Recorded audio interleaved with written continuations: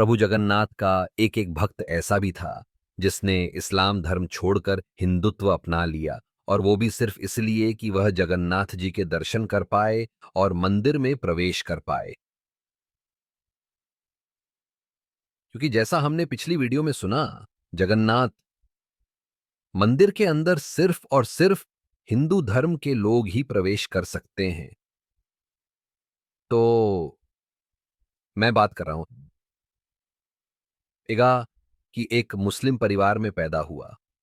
सलबेगा शुरू से ही अपने पिता के काम में हाथ पटाता था, और ये वो दौर था जब भारत में मुगलों का राज था।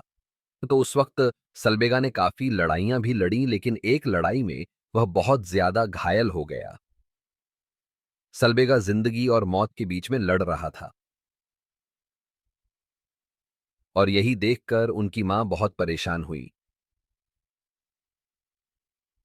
उन्होंने भगवान विष्णु की आराधना करना शुरू किया और सलबेगा से भी यही कहा कि वह भगवान विष्णु की प्रार्थना करने लगे।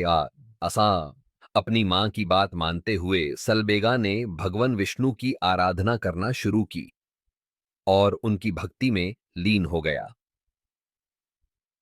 ताज्जुब की बात यह थी कि मौत के बिल्कुल नजदीक पहुंचने के बाद भी अचानक सलबेगा की सेहत ठीक होने लगी, घाव भरने लगे और वह फिर से बिल्कुल तंदुरुस्त हो गया, जो कि किसी भी चमत्कार से कम नहीं था। वही कि यह सब होने के बाद सलबेगा का विश्वास भगवान विष्णु की आराधना को लेकर और अटूट हो गया, और वह दिन रात उनका नाम जप करने लगा। सलबेगा की भक्ति देख उनकी माताजी ने उन्हें प्रभु जगन्नाथ के बारे में बताया, और यह बताया कि हर साल पुरी से एक रथ यात्रा निकलती है, यह जिसकी बहुत मान्यता है। और जिसमें खुद प्रभु जगन्नाथ विराजमान होते हैं। वह अपने भाई और बहन के साथ पूरे शहर की सैर करते हैं। जब अब सलबेगा को यह सब कुछ पता चला तो वो प्रभु जगन्नाथ के मंदिर गया, पर जब वह वहां पहुंचा तो उसे दर्शन करने से रोक दिया गया। कारण सिर्फ एक ही था, सलबेगा हिंदू धर्म से नहीं था, और मंदिर में प्रवेश सिर्फ हिंदू समुदाय के लोग ही कर सकते थे। पर वो हारने वाला नहीं था। उसकी भक्ति और विश्वास प्रभु जगन्नाथ में भी अटूट था। तो वहां से अपना मन बनाकर व्रज की ओर निकल गया, जिसे हम आज के दिन वृंदावन के नाम से जानते हैं। आ व्रज पहुंचकर सलबेगा सभी साधुओं के साथ भजन कीर्तन करने लगा, उनके साथ रहने लगा और कोशिश करने लगा कि उसे ज्ञान की प्राप्ति हो जाए। वो उनकी बातों को ध्यान से सुनता था, समझने की कोशिश करता था, ताकि वह हिंदू देवी देवताओं के बारे में और हिंदू धर्म के बारे में अच्छे से जान सके। हिंदू धर्म के अनुसार पूजा पाठ का ज्ञान लेने के बाद सलबेगा दोबारा प्रभु जगन्नाथ के दर्शन करने के लिए आया। आहिसा, और यह वो समय था जब प्रभु की रथ यात्रा निकलनी थी। पर वहां तक पहुंचते पहुंचते वो इतना ज्यादा बीमार हो गया कि उसने रथ यात्रा को देखने की और प्रभु के दर्शन की आशा ही छोड़ दी।